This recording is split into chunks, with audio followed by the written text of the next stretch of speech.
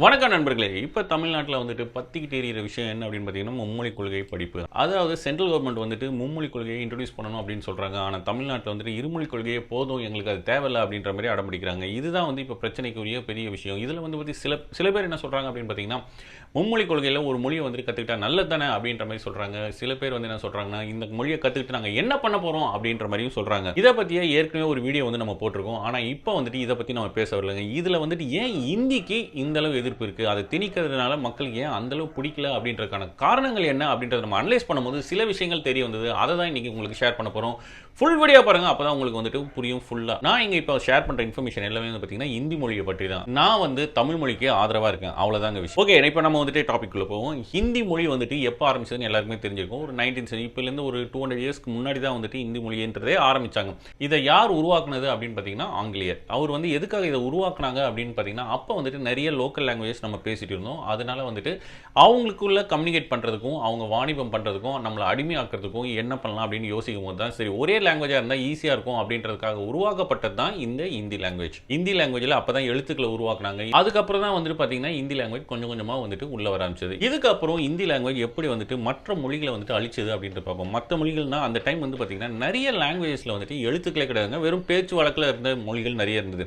அந்த லாங்குவேஜஸ்லாம் வந்துட்டு இந்த ஹிந்தி வந்து உள்ளே வந்து தான் அதெல்லாமே வந்துட்டு அழிக்க ஆரம்பிச்சது. டோட்டலாக சொல்லணும் அப்படின்னு பார்த்தீங்கன்னா, ஹிந்தி லாங்குவேஜ்ன்றது என்னன்னு பார்த்தீங்கன்னா ஒரு 56 லோக்கல் லாங்குவேஜ், அதாவது 56 தாய்மொழிகளை உள்ளடக்கியது தான் ஹிந்தி லாங்குவேஜ். இது மட்டும் இல்லாமல் நார்த் சைட்லாம் வந்து பார்த்தீங்கன்னா ஹிந்தி லாங்குவேஜ் பேசினா தான் வந்துட்டு மதிப்பு, அது இருந்தால் தான் தெரிஞ்சால் தான் வந்துட்டு பெரிய ஆளு அப்படின்ற மாதிரி ஒரு மாய தோற்றத்தையும் உருவாக்கியிருக்காங்க. இந்த மாதிரி வந்துட்டு எப்படி மாறிச்சு அப்படின்னு பார்த்தீங்கன்னா, அங்கே இருக்கிற மக்கள்கிட்ட ஹிந்தி தான் வந்துட்டு மெயின் லாங்குவேஜ், அதுலேருந்து உருவான வட்டார மொழிகள் தான் இந்த மொழிகள் அப்படின்ற மாதிரி நம்ப வச்சதன் விளைவு தான் எல்லாரும் இந்தியை வந்துட்டு முக்கியமாக வந்துட்டு பேச ஆரம்பிக்கிறாங்க. இப்படியே அழிவின் விளிம்பில் இருக்கிற மொழிகள் தான் இந்த 56 லாங்குவேஜ். வட்டார மொழி அப்படின்னா வேற ஒன்றும் கிடையாதுங்க. இப்போ தமிழ் வந்துட்டு நம்ம பேசுகிறோமா, சென்னை தமிழ் ஒன்று இருக்கும், கொங்கு தமிழ் இருக்கும், அப்புறம் வந்துட்டு திருநெல்வேலி பாஷை தமிழ் வந்து பார்த்தீங்கன்னா எல்லாருக்கும் எல்லாமே தமிழ் தான்.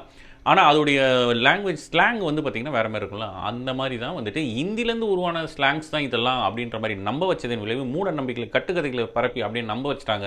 அதனால அங்கே இருக்கிற மக்களும் வந்துட்டு ஹிந்தி தான் வந்துட்டு நம்மளுடைய தாய்மொழி அப்படின்னு நினச்சிட்டு அதுக்கு வந்து முன்னுரிமை கொடுக்க ஆரம்பிச்சிட்டாங்க. இது எந்த அளவு போயிருக்கு அப்படின்னு பார்த்தீங்கன்னா 2011 சென்சஸ் படி 43% மக்கள் வந்துட்டு ஹிந்தி மக்கள் அப்படின்ற மாதிரி சொல்கிறாங்க. இதில் ஹிந்தியோட ஒத்து போகிற மற்ற அந்த தாய்மொழிகள்லாம் இருக்குல்ல, அந்த மொழிகள்லாம் வந்துட்டு எடுத்துட்டோம், அந்த பேசுகிறவங்களை எடுத்துட்டோம் அப்படின்னா வெறும் 26% மக்கள் மட்டும்தான் ஹிந்தி பேசுறவங்க இருப்பாங்க. நார்த் சைடுல வந்து பாத்தீங்கன்னா இந்த ஏரியாலாம் வந்து பாத்தீங்கன்னா ஹிந்தி ஏரியா அப்படின்னு சொல்லுவாங்க. இதுல வந்து பாத்தீங்கன்னா இந்தியாவுடைய பழமையான, அது மட்டும் இல்லாம சூப்பரான நிறைய தாய்மொழிகள் வந்துட்டு இருந்தது. இப்போ வந்துட்டு அழிவின் விளிம்பில் இருக்கு. சூப்பரான தாய்மொழிகள் வந்துட்டு இருக்கு. ஆனா இருந்தாலும் இந்திக்கு தான் முன்னுரிமை கொடுக்குறாங்க. இதுல என்ன ஒரு விசேஷம் அப்படின்னு பாத்தீங்கன்னா, நம்ம லாங்குவேஜ் வந்து மக்கள் வந்து இப்ப தமிழுக்காக இவ்வளவு பேர் வந்துட்டு குரல் கொடுக்குறோம். தமிழ் லாங்குவேஜை தாண்டி இன்னொரு லாங்குவேஜ் வந்து உள்ள வந்துடக்கூடாது அப்படின்றதுக்காக நம்ம இவ்வளவு குரல் கொடுக்குறோம்.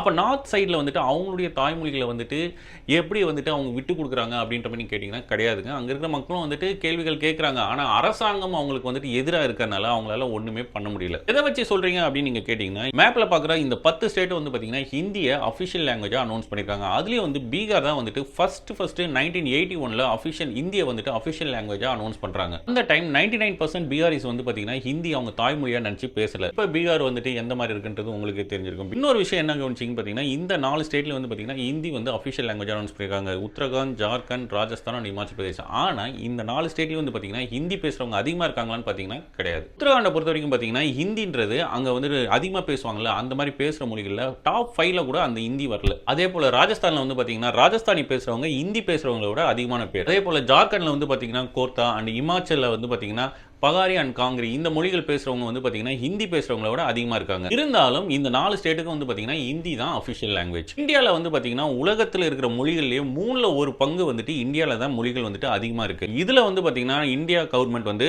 22 லாங்குவேஜஸ் மட்டும் தான் அபிஷியல் லாங்குவேஜ் அப்படின்னு அனௌன்ஸ் பண்ணிருக்காங்க. இதுல வந்து பாத்தீங்கன்னா ஹிந்தி வந்து இன்க்ளூட் அண்ட் ஹிந்திக்குள்ள வந்து பாத்தீங்கன்னா 56 மதர் டங்ஸ் வந்துட்டு டைலக்ட் ஆயிருக்கு. இந்த 56 லாங்குவேஜ் தாய்மொழிகளை வந்துட்டு பேசுறவங்க லட்சக்கணக்கிலும் கோடிக்கணக்கிலும் இருந்தாலும் அதை வந்துட்டு அபிஷியல் லாங்குவேஜா அனௌன்ஸ் பண்ணல. எக்ஸாம்பிளுக்கு சொல்லணும் அப்படின்னு பாத்தீங்கன்னா ஹரியானால வந்து பாத்தீங்கன்னா ஹரியானவி பேசுறவங்க 90 lakhs மேல இருக்காங்க. அதே போல சத்தீஸ்கர்ல வந்து பாத்தீங்கன்னா சத்தீஸ்கரி பேசுறவங்க 1.5 crores மக்கள் வரைக்கும் இருக்காங்க. அதே போல ராஜஸ்தான்ல வந்து பாத்தீங்கன்னா ராஜஸ்தானி பேசுறவங்க 2.5 கோடி மக்கள் வந்து இருக்காங்க. பீகார்ல வந்து பாத்தீங்கன்னா போஜ்புரி பேசுறவங்க பேசுறவங்க 5 கோடிக்கு மேல மக்கள் இருக்காங்க. இருந்தாலும் இந்த மொழிகள் எல்லாம் வந்து பாத்தீங்கன்னா இந்தியோட டயலெக்ட் தான் நம்ம நினைக்கிறோம். இது வந்து டிஃபரெண்ட் லாங்குவேஜ் கிடையாதுன்ற மாதிரி ஒரு மனநிலையை உருவாக்கிட்டாங்க. எக்ஸாம்பிள் சொல்லணும் வந்து பாத்தீங்கன்னா பீகார்ல வந்து 77% மக்கள் வந்துட்டு ஹிந்தி பேசுறாங்க. இதுல வந்து அதோட டயலெக்ட்ஸை எடுத்துட்டோம் அப்படின்னா 25% மட்டும் தான் ஹிந்தி பேசுறவங்க இருப்பாங்க. இது வந்து பாத்தீங்கன்னா ஆல்மோஸ்ட் வந்து 3ல ஒரு பங்கா வந்துட்டு குறைஞ்சிருது. இதேதான் ராஜஸ்தானுக்கும் ஜார்க்கண்டுக்கும் வந்துங்க. அந்த இமாச்சல் பிரதேச நீங்க கணக்கு எடுத்துக்கிட்டீங்கன்னா டயலெக்ட் ரிமூவ் பண்ணிட்டோம் அப்படின்னா 15% மக்கள் மட்டும் தான் ஹிந்தி பேசுறவங்க இருப்பாங்க. அண்ட் சத்தீஸ்கர்ல வந்து பாத்தீங்கன்னா இதோட கம்மியா 10% மக்கள் மட்டும் தான் இருப்பாங்க. இப்போ உங்களுக்கு புரிஞ்சிருக்கும் ஹிந்தி டயலெக்ட்ஸை ரிமூவ் பண்ணிட்டோம் அப்படின்னா ஹிந்தி பேசுறவங்க எந்த அளவு மக்கள் வந்துட்டு குறைஞ்சிருக்காங்க அப்படின்னு. இப்போ நீங்க ஹிந்தி பேசுறவங்க தான் அதிகமா இருக்காங்க, ஹிந்தி தான் அதிகம் அப்படின்னு நீங்க சொன்னீங்கன்னா ஓகே, ஹிந்தி வந்து எங்க இருந்து வந்தது அப்படின்னு பாத்தீங்கன்னா ஒரு 3 லாங்குவேஜ்க்குள்ள இருக்கிற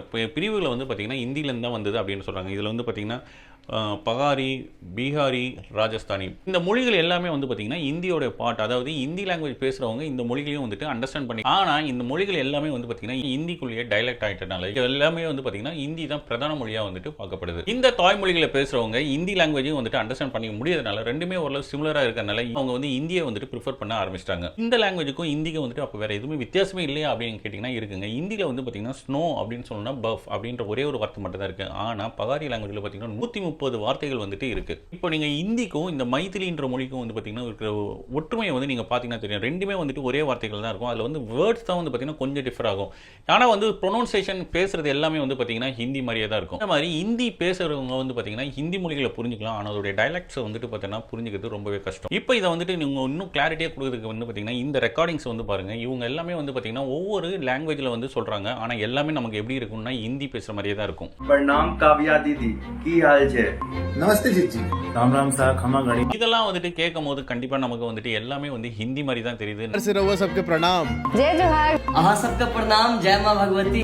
खमा गणी। நமக்கும் வந்துட்டு இது எல்லாமே ஹிந்தி தான் அப்படின்ற மாதிரி ஒரு மாய தோற்றத்தையும் உருவாக்கிட்டாங்க. இன்னும் உங்களுக்கு வந்துட்டு இன்னும் கிளாரிட்டியா இருக்குன்னா இந்த அனுமான் சாங் வந்து பாத்தீங்கன்னா நம்ம இது வரைக்கும் ஹிந்தி தான் நினைச்சிருப்போம். ஆனா இது ஹிந்தி கிடையாதுங்க, அவதி. இன்னும் இந்த ஃபேமஸான ஃபிலிம் சாங்ஸ்லாம் கூட பாத்தீங்கன்னா அவதி லாங்குவேஜ்ல தான் இருக்கு. இது நம்ம வந்து என்ன நினைச்சிட்டு இருக்கோம், இது எல்லாமே ஹிந்தி தான் அப்படின்னு. இந்த மாதிரி தான் ஹிந்தி லாங்குவேஜ் மற்ற லாங்குவேஜோட அப்படியே ஓரளவு வந்து மேட்ச் ஆகிற மாதிரியே இருக்கனால ஹிந்தி தான் வந்துட்டு மெயின் லாங்குவேஜ். அதோட ஸ்லாங் தான் மற்ற எல்லா இந்த லாங்குவேஜ்லாம் அப்படின்ற மாதிரியே மக்களை வந்துட்டு நம்ப வச்சிருக்காங்க. இது மட்டும் இல்லாம இந்தியாவிலேயே வந்து பாத்தீங்கன்னா குஜராத்லயும் டெல்லியிலும் கம்பேர் பண்ணீங்கன்னா சைன் லாங்குவேஜ் டோட்டலா வேற வேற மாதிரி இருக்கும். இன்னொரு விஷயம் என்ன அப்படின்னு பாத்தீங்கன்னா அஃபிஷியல் லாங்குவேஜ் 22 லாங்குவேஜ் அனௌன்ஸ் பண்ணிருக்காங்களா, அதுல வந்து பாத்தீங்கன்னா 9 லாங்குவேஜோட ஸ்கிரிப்ட்ஸ் வந்து பாத்தீங்கன்னா சிமிலரா தான் இருக்கும். எக்ஸாம்பிளுக்கு பீகார் எடுத்துக்கிட்டீங்க அப்படின்னு பாத்தீங்கன்னா அங்க இருக்கிற மைத்திலி லாங்குவேஜ் ஆகட்டும் இல்லனா போஜ்புரி லாங்குவேஜ் ஆகட்டும் ரெண்டுமே வந்து பாத்தீங்கன்னா ஸ்கிரிப்ட் தேவனகிரி தான் யூஸ் பண்றாங்க. ஆனா இந்த ரெண்டு லாங்குவேஜுக்கும் வந்து பாத்தீங்கன்னா தனித்தனி ஸ்கிரிப்ட் இருந்திருக்கு. மைத்திலி லாங்குவேஜுக்கு மிதிலாக்ஷருக்கும் போஜ்புரிக்கு வந்து பாத்தீங்கன்னா கைதின்ற ஸ்கிரிப்டும் இருந்துச்சு. போல இமாச்சல் பிரதேஷ்ல இருக்கிற பாஹடி அப்படின்ற லாங்குவேஜுக்கு வந்து பாத்தீங்கன்னா தேவனகிரி ஸ்கிரிப்ட் தான் யூஸ் பண்றாங்க. ஆனா இதோட ஒரிஜினல் ஸ்கிரிப்ட் எது அப்படின்னு பாத்தீங்கன்னா டாக்ரி ஸ்கிரிப்டை வந்து நீங்க கோயிலுடைய பழைய காலத்து கல்வெட்டுல எல்லாம் வந்துட்டு நீங்க பார்க்கலாம். இவர் தான் வந்து பாத்தீங்கன்னா டாக்ரியோட ஸ்கிரிப்டை யூஸ் பண்ணி பேசின கடைசி நபர். 2020 இறந்துட்டாரு.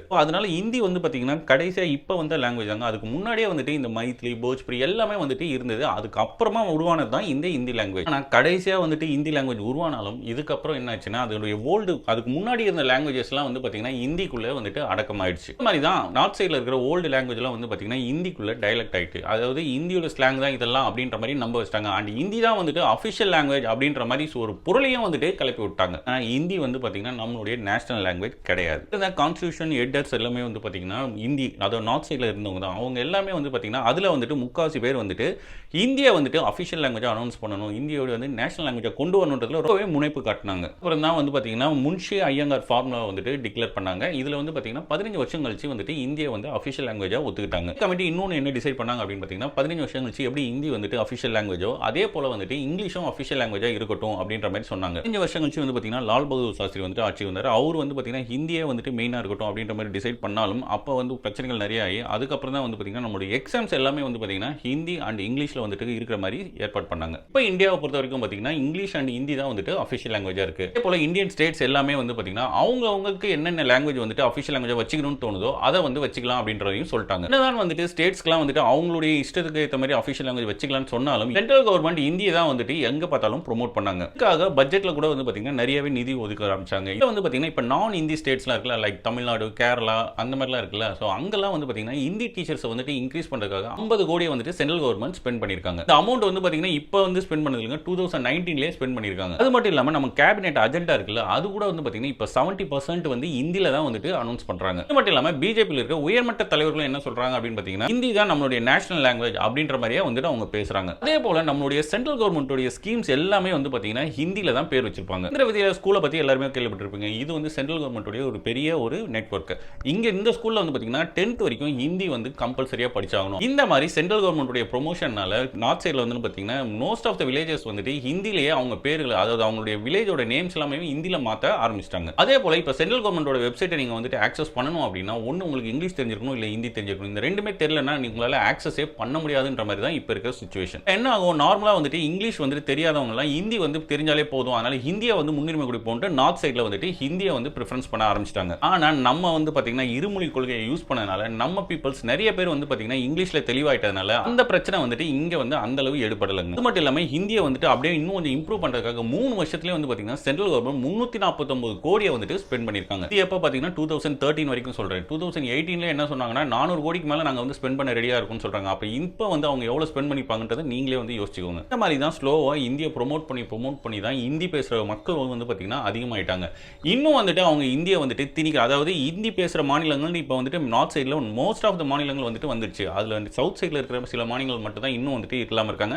அதுலயும் தமிழ்நாடு வந்துட்டு ஸ்ட்ராங்கா வந்துட்டு ஆப்போசிஷனா நிக்கிறாங்க. அதனால எப்படியாவது தமிழ்நாட்டிலையும் இந்தியை கொண்டு வந்துடணும் தான் இந்த மும்மொழி கொள்கையை இப்போ வந்துட்டு சென்ட்ரல் கவர்மெண்ட் கையில் எடுத்திருக்காங்க. இந்தியோடைய வரலாறு பாத்தீங்கன்னா மற்ற லாங்குவேஜ் எல்லாத்தையுமே வந்துட்டு அதுக்குள்ள அடக்கிட்டு ஹிந்தி தான் மெயின் அப்படின்ற மாதிரி ப்ரோமோட் பண்றதுல தான் வந்துட்டு இருந்திருக்கு. இப்போ வந்து ஒரு லாங்குவேஜ் வந்து பாத்தீங்கன்னா இன்னொரு லாங்குவேஜை டாமினேட் பண்றது எந்த அளவு சரியா இருக்கு. இப்போ ஒரு நாடே வந்துட்டு இன்னொரு நாடை வந்துட்டு டாமினேட் பண்ணதுனா நம்மளால ஒத்துக்க முடியும். இப்போ தமிழ்நாடு வந்து இன்னொரு பக்கத்தில் இருக்கிற ஸ்டேட்ஸ் இல்ல பக்கத்தில் இருக்கிற இடங்களை வந்துட்டு டாமினேட் பண்ணா ஒத்துக்க முடியுமா? கர்நாடகா பக்கத்தில் இருக்கிறத டாமினேட் பண்ணா ஒத்துக்க முடியுங்களா? அந்த மாதிரி தான் ஒரு மொழி வளருதுன்றது தவறு கிடையாது. ஆனா அந்த ஒரு மொழி வந்துட்டு இன்னொரு மொழியை அமுக்கிட்டு மேல வரணும்னு நினைக்கிறது தவறு தான். இந்த மாதிரி ஹிந்தி லாங்குவேஜ் நிறைய லாங்குவேஜ் வந்துட்டு முழுங்கிடுச்சுங்க. இதுல வந்து பாத்தீங்கன்னா இப்போ வந்து மொழியே வந்துட்டு மறந்து போன மாதிரி ஒரு 11 மொழிகள் காணாமையே போயிடுச்சு.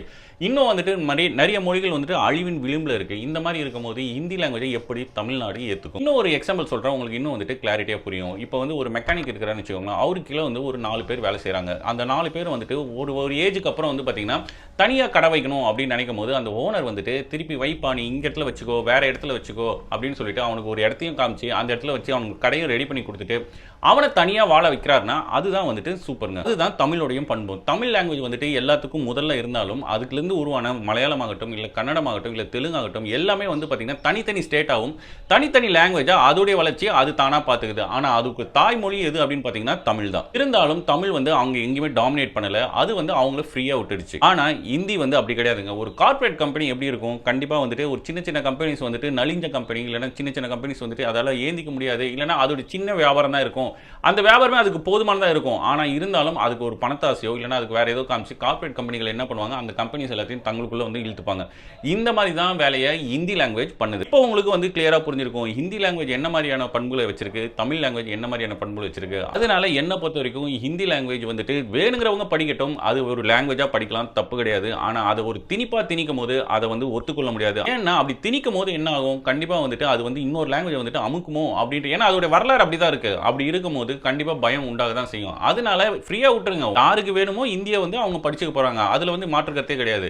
ஆனா கண்டிப்பா நீங்க படிச்சுதான் ஆகணும் அப்படின்னு சொல்றது வந்துட்டு ஏற்றுக்கொள்ள முடியாது. அதனால இந்த கவர்மெண்ட் வந்துட்டு செய்யறது சரியா, அந்த கவர்மெண்ட் செய்யறது சரியா, சென்ட்ரல் கவர்மெண்டா ஸ்டேட் கவர்மெண்டா யாருக்கு சப்போர்ட் பண்றது அப்படிலாம் இல்லாம நாம நம்ம தமிழுக்காக சப்போர்ட் பண்ணுவோம். அது யார் பண்ணாலும் சரி, யார் சைடா இருந்தாலும் சரி, யாருக்கும் சப்போர்ட் கிடையாது, தமிழுக்கு மட்டுமே சப்போர்ட். இந்த வீடியோ பார்த்து உங்களுடைய கருத்து என்ன, உங்களுக்கு என்ன தோணுது, ஃபுல்லா வீடியோ பாருங்க, அதுக்கப்புறம் உங்களுடைய கருத்தை பதிவு பண்ணுங்க.